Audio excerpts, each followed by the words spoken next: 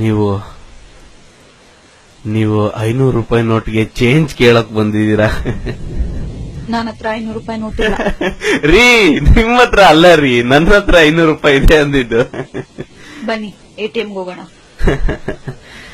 ಈ ತಂಪೊತ್ನಲ್ಲಿ ಎಟಿಎಂ ಬಗ್ಗೆ ಯಾಕ್ರಿ ಮಾತಾಡ್ತೀರಾ? ನೀವು 1000 ರೂಪಾಯಿ ಇಟ್ಕೊಂಡು 1.5 ಲೀಟರ್ ಕಣ್ಣೀರ್ ಸುರಿಸಿ ನಿಮ್ ಕೈಯಲ್ಲಿ ಬಿಟ್ಟು ಬೇರೆ ಇನ್ಯಾರ ಕೈಯಲ್ಲೂ ಚೇಂಜ್ ಇಸ್ಕೊಳ್ಳಲ್ಲ, ನನಗೆ ನೀವೇ ಚೇಂಜ್ ಕೊಡ್ಬೇಕು ಅಂತ ಗೋಳಾಡ್ಕೊಂಡು ಅಲ್ಲೋ ಟೈಮ್ ಬರುತ್ತೆ ಅನ್ಕೊಂಡೆ.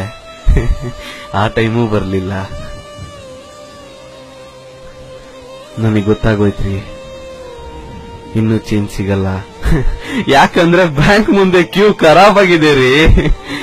ಚೇಂಜ್ ಸಿಗದೆ ಇದ್ದಾಗ ಮನುಷ್ಯ ತಲೆ ಕೆರ್ಕೊಂಡು ತಲೆಯಲ್ಲಿ ಗಾಯ ಆಗಿ ಗಾಯಕ್ಕೆ ಸ್ವಿಚ್ ಹಾಕೋಕೆ ಡಾಕ್ಟ್ರು ಕೂಡ ಚೇಂಜ್ ಬೇಕು ಅಂತ ಕೇಳ್ತಾರ್ರಿ.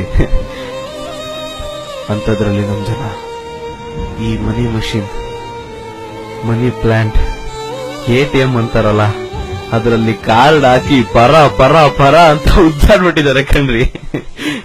ನಾನ್ ಬರೋಷ್ಟೊತ್ತಿಗೆ ಮಷೀನೇ ಔಟ್ ಆಫ್ ಸರ್ವಿಸ್ ಆಗೋಯ್ತು.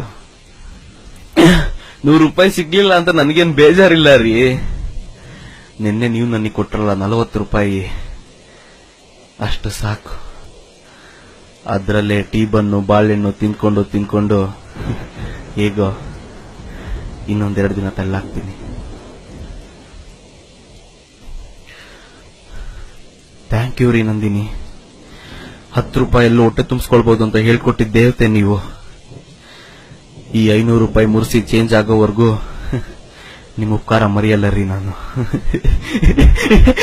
ಮೋದಿ ಸಿಸ್ಟರ್ ರೀ ನೀವು. ತುಂಬಾ ನೋವಾಗುತ್ತ್ರಿ, ಆದ್ರೂ ಈ ನೋವು ಒಂಥರ ಸ್ವೀಟ್ ಆಗಿದೆ. No friends, no treat. ಜೊತೆಗೆ 7 ರೂಪಾಯಿ ಮಜ್ಜಿಗೆ, ಮಸಾಲೆ ಮಜ್ಜಿಗೆ ಕೈಯಲ್ಲಿದ್ರೆ ದೂಸರ ಮ್ಯಾಟ್ರೇ ಇಲ್ಲ. ಸ್ವಲ್ಪ ಇದೆ, ಶೇರ್ ಕೇಳ್ಬೇಡಿ. ಏ ಲೋಪರ್, ಬಾಯ್ ಮುಚ್ಚೋ. ದೇವದಾಸ್ 500 ರೂಪಾಯಿ ಚೇಂಜ್ ಇದೆಯಾ ಅಂತ ಕೇಳ್ತಿದ್ದಾನೆ.